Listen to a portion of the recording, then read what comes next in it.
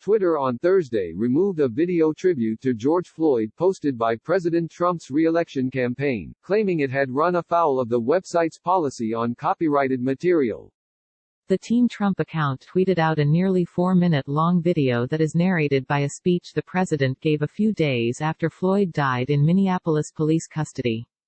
In the video, the president can be heard lamenting the grave tragedy of Floyd's death over images of Floyd and peaceful protesters mourning his death. Later in the video, the president warns about violence and anarchy from radical left-wing groups over images of riots and looting.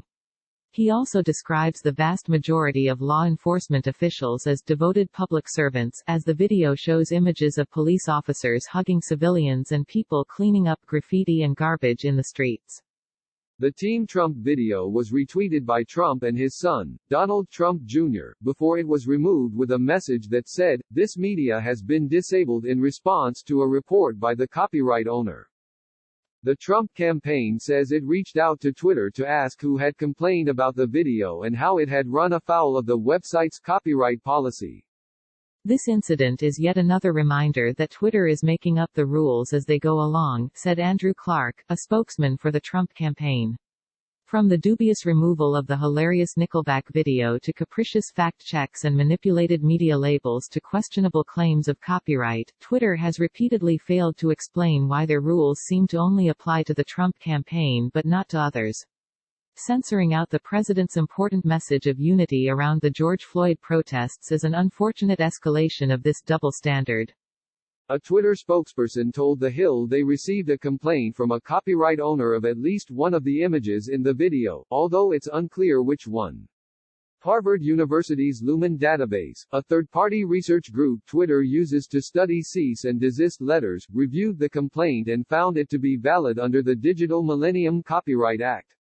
Twitter's latest move to sanction the Trump campaign's content comes amid heightened tensions between the social media giant and the president.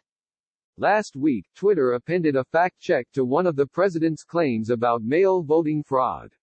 The president responded with an executive order directing the federal government to consider stripping some of the legal protections afforded to the social media platforms.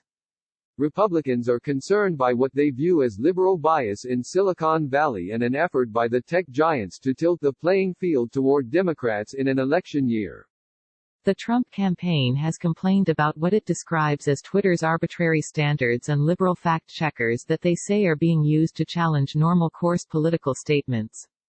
Democrats are on heightened alert over the spread of misinformation after the intelligence community determined that Russian agents used Twitter and Facebook to spread propaganda aimed at influencing the outcome of the 2016 election in favor of Trump. The Democrats are demanding the social media giants crack down on false or misleading political speech. Facebook CEO Mark Zuckerberg has said his website will not get into the business of fact-checking or removing most political content, infuriating Democrats. Twitter has been more aggressive in fact-checking and removing content that it deems to be misleading or manipulated.